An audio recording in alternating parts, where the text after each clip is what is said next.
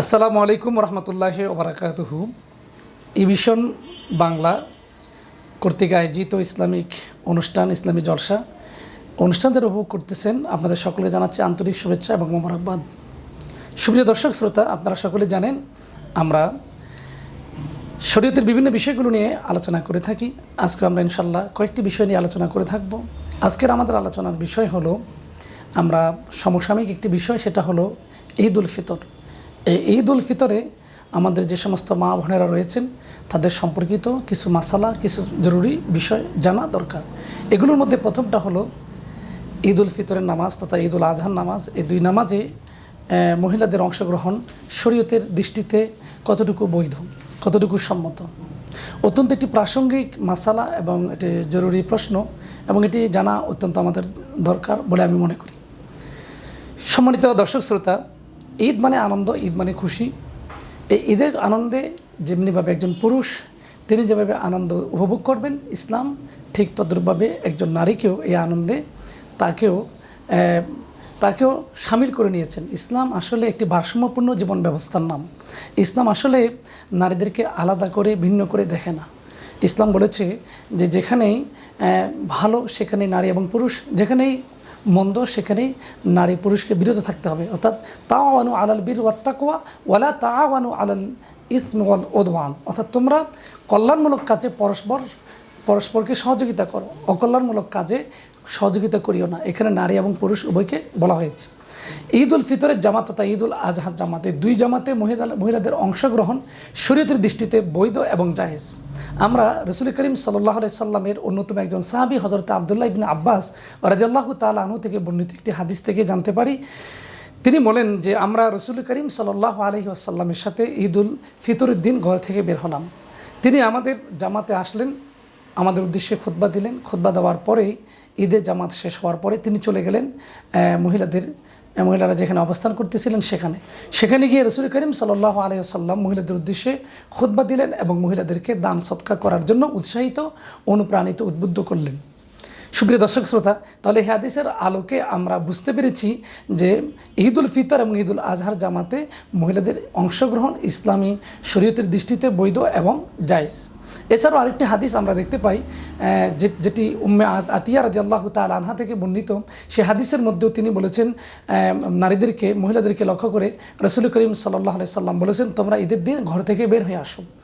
এমনকি যারা অসুস্থ বয়স্কা নারী রয়েছেন তাদেরকেও ঘর থেকে বের হয়ে আসার জন্য নবীজি বলেছেন। কিন্তু সেক্ষেত্রে যারা ঋতুবতী কিংবা যারা হায়েজ এবং নেফাস অসুস্থ সে সমস্ত মহিলারা কিন্তু ঈদের নামাজে অংশগ্রহণ করবে না, জামাতে শরীক হবে বাট কিন্তু নামাজ পড়বে না। সে সময় তাদের জন্য শরীয়তের দৃষ্টিতে নামাজ পড়াটা বৈধ নয়, সেজন্য তারা নামাজ পড়বে না বাট জামাতে অংশগ্রহণ করতে পারবে।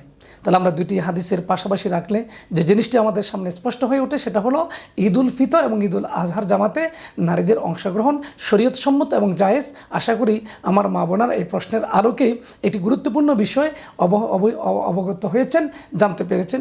ইনশাল্লাহ আমরা আশা করি বুঝতে পেরেছি। আরেকটি বিষয় আমাদের সামনে এসেছে, সুপ্রিয় মা বোনেরা, একান্ত মা বোনদেরকেই লক্ষ্য করে বলতে চাচ্ছি যে মা বোনেরা ঘরে বা বাসা বাড়িতে তাদের নেতৃত্বে অর্থাৎ মা বোনদের নেতৃত্বে, মহিলাদের নেতৃত্বে, নারীদের নেতৃত্বে আলাদাভাবে ঈদের জামাত অংশগ্রহণ করা যাবে কি না, একটি প্রাসঙ্গিক প্রশ্ন, একটি সমসাময়িক প্রশ্ন।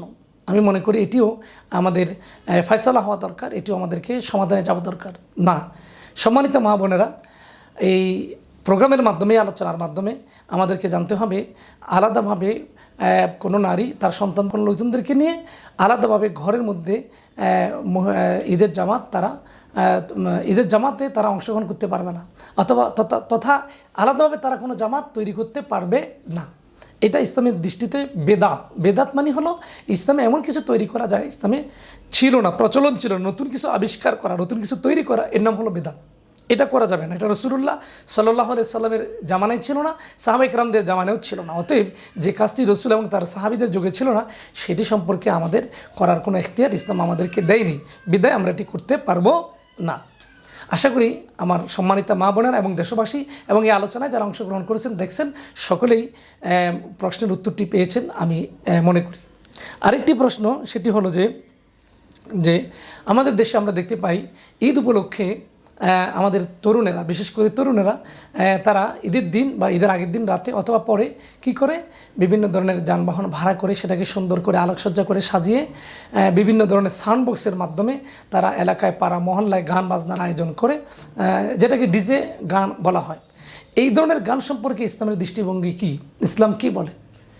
সম্মানিত প্রিয় দর্শক শ্রোতা, আসলেই ইভিশন বাংলা এই চ্যানেল কর্তৃক আয়োজিত ইসলামিক এই জলসা অনুষ্ঠানের মাধ্যমে আমি আপনাদেরকে জানিয়ে দিতে চাই, যাবতীয় গান অর্থাৎ যেখানে বাদ্যযন্ত্র রয়েছে, এই বাদ্যযন্ত্র সম্বলিত গান যেটি আমাকে অশ্লীলতার দিকে নিয়ে যায়, আমাকে ইমান থেকে শূন্য করে দেয়, ইমান হারা করে দেয়, এ জাতীয় যাবতীয় গান বাজনা শোনা বলা আমাদের জন্য নাজায়েজ এবং হারাম। আমরা প্রশ্ন হলো, ডিজে গানটা কতটুকু জায়েজ এবং শরীয়ত সম্মত? না, ডিজে গান কেন, যে কোনো গান জায়েজ নেই, তবে ডিজে গান যেহেতু ঈদ উপলক্ষে করা হয় সেটা তো জায়েজ হতেই পারে না। এটা আমাদের যুব সমাজ, তরুণেরা হয়তো বুঝছে না। আমরা এই আলোচনার মাধ্যমে আশা করি ইউটিউবের যে আলোচনাটা চলে যাবে সারা পৃথিবীতে, এই আলোচনার মাধ্যমে তারা বুঝতে পারবে, অবগত হতে পারবে তারা যে কাজটি করতেছে এটা আসলে ইসলামে অ্যালাউ করে না, সমর্থন করে না, ইসলাম এটাকে কখনো স্বীকৃতি দেয় না, এটা সম্পূর্ণ নাজায়েজ এবং হারাম। আমরা চেষ্টা করব আনন্দ, যেহেতু ঈদ মানে একটি আনন্দটা বিভিন্নভাবে করা যেতে পারে। আত্মীয় স্বজনকে ইনভাইট করা, দাওয়াত দেওয়া, তাদের বাড়িতে যাওয়া, তাদেরকে নিজ বাড়িতে নিয়ে আসা, বন্ধু বান্ধব সহপাঠী যারা আছে তাদের খোঁজখবর নেওয়া, এমনকি ঘুরতে যাওয়া, বের হওয়া কোনো অপরিচিত জায়গায়, কোনো পার্কে, কোনো বিনোদনমূলক কেন্দ্রে, সেখানে যাওয়া শরীয়তসম্মতভাবে সম্পূর্ণ জায়েজ এবং এটা বৈধ। আমরা সেগুলো করতে পারি, কিন্তু আনন্দ উদযাপন করতে গিয়ে আমরা এমন কিছু করব না যেটা দ্বারা সমাজের মানুষের ক্ষতি হয়, ইসলামের ক্ষতি হয়। ইসলাম এমন কোনো কাজ করার কথা বলে না যা দ্বারা মানবতার অকল্যাণ হয়। আমরা আশা করি আমাদের যুবক ভাইয়েরা, আমাদের তরুণেরা যারা আগামী দিনের ভবিষ্যৎ, আগামী দিনের কর্ণধার, তারা এই আলোচনার মাধ্যমে এই বিষয় সম্পর্কে অবহিত হবে, জানতে পারবে এবং অত্যন্ত এই ধরনের কাজ থেকে তারা নিজেদেরকে বিরত রাখবে। অন্যদিকে তারা জাহিলিয়াতের কাজ থেকে বিরত থেকে, গুনাহের কাজ থেকে বিরত থেকে নিজেদের ঈমানকে, আমলকে পরিপূর্ণ করবে, পাকাভুক্ত করবে। আমরা তাদের কাছে সে আশা, সে প্রত্যাশা রেখে শেষ করছি। আসসালামু আলাইকুম ওয়া রাহমাতুল্লাহি ওয়া বারাকাতুহু।